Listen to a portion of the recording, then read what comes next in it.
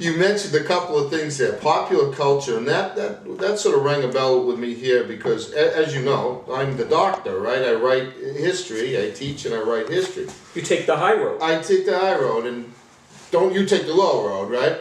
Right?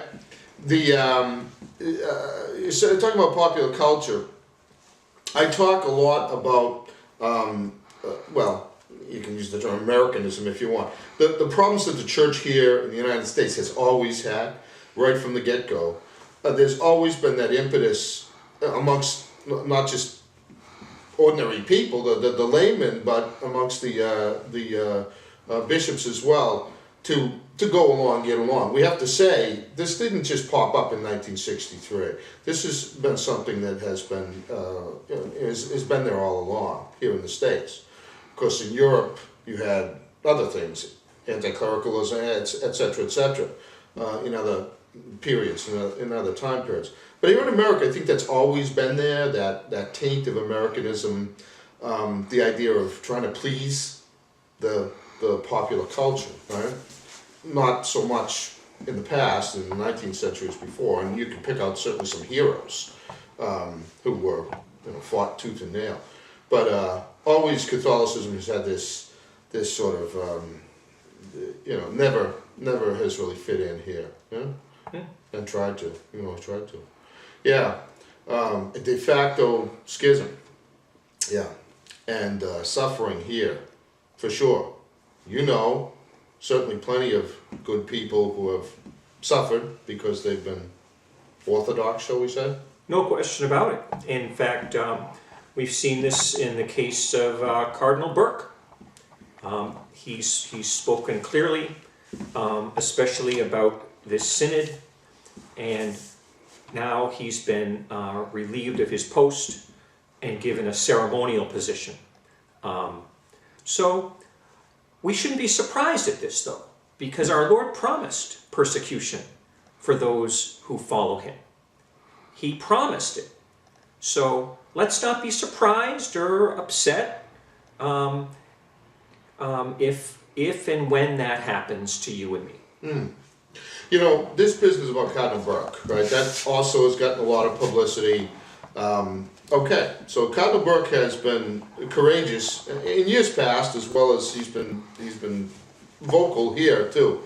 So, sort of whistleblower, I don't know what you'd call it, but he stands up, so he gets fired.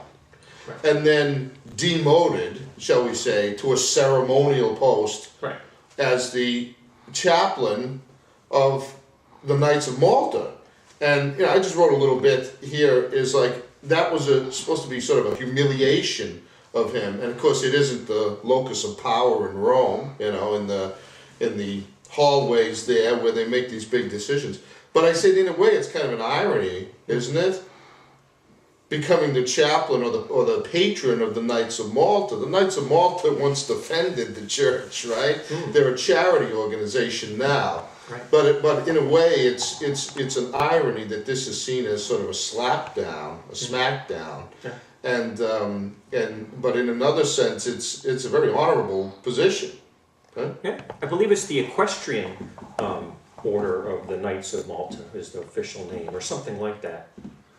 So I wonder if he can ride a horse. I don't know. Yeah. Maybe he'd be penalized that way. He'll only get a horse with 3 legs or something like that. They've just got to banish him.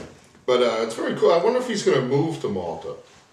Their headquarters is actually in Rome now, but they do still have Fort St. Elmo, with the site of a great battle in the past, right?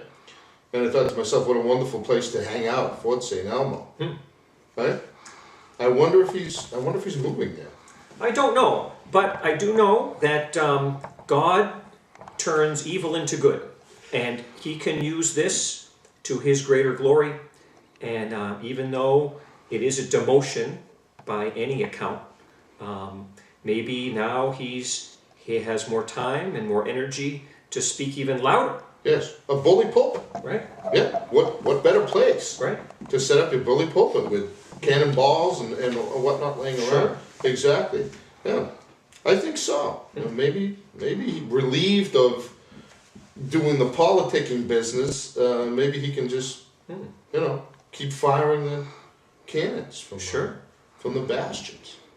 Well, good luck to Cardinal Burke. He has distinguished himself. No question. We haven't seen a whole lot of others. That's right. He's been one of the few, Yeah. speaking the truth, and we certainly need more and more of that. Is there any way we can get more and more of that? that's always the difficulty, right? I mean, in the halls of power, you look, whether it's the church or whether it's an emperor, right? Who gets promoted? What type of guys get promoted? The guys who are flattering the king, right? Yeah, but as in all things, the Lord, it moves slowly but surely, and so this game we're playing, trying to appease the world, eventually is going to fail in a huge way. And so our job is to be faithful and just persevere to the end.